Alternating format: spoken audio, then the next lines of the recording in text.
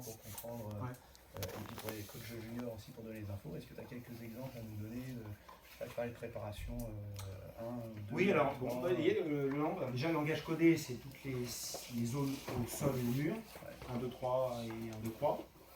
La vitesse, quand on travaille sur la direction et quand on joue longue ligne, c'est 1, milieu c'est 2, croisé c'est 3, par exemple. Quand on veut obtenir qu'un enfant, avec un langage simple, soit capable de donner une direction à la balle.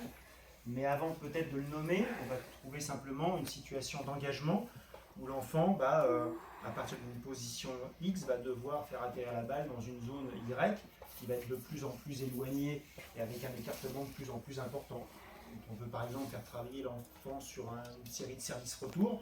On peut très bien le mettre face au mur par exemple, et puis lui demander soit de servir longue ligne, soit au milieu, et avec des petits scotch, vous savez, le truc de la rue machin qu'on utilise pour peindre vous mettez des bouts, et puis l'enfant, à un moment, s'il est capable de, d'envoyer la balle dans la zone 3, de courir et de rejouer dans la zone 1 là-bas, ça veut dire qu'il a bossé à la fois son service et sa capacité à enchaîner pour ensuite jouer un retour par exemple, et ça il peut le faire tout seul.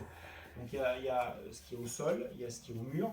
Après, dans une deuxième ou troisième partie de l'année, c'est-à-dire plutôt un cycle à partir après vacances de la Toussaint ou janvier, on va commencer à mettre en relation une forme gestuelle, non pas pour que ce soit joli, mais pour que ce soit en lien avec la balle reçue.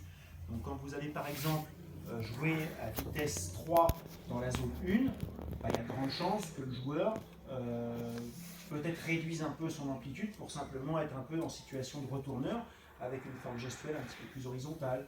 Donc quand le joueur va être dans une situation d'un travail sur la trajectoire, il peut très bien avoir une préparation très ample parce qu'il veut jouer dans la zone 4 ou 5 au sol et en utilisant la zone 3 au mur. Donc sur la forme gestuelle, sur l'amplitude aussi.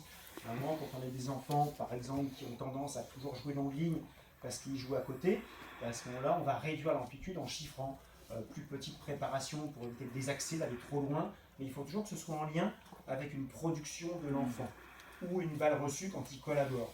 Et le mieux ensuite, pour vérifier que les repères sont bons, c'est justement qu'ils adaptent leur forme, leurs amplitudes, leur rythme, leurs intentions à une situation d'opposition. Et quand ils sont dans l'opposition, ils doivent trouver la solution juste par rapport à une maîtrise technique pour répondre de la manière la plus efficace possible.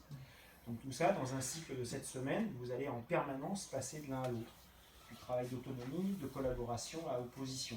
Alors évidemment, vous allez, comme vous l'avez vu ce matin, ne pas démarrer la vitesse 3 dans l'intermédiaire, dans la zone, etc. Sauf si vous avez un gamin qui, une fois par semaine, pour régler un truc bien précis, lui joue déjà avec balle intermédiaire ou balle dure, et qui vient juste faire un réglage avec vous sur quelque chose qu'il doit préciser.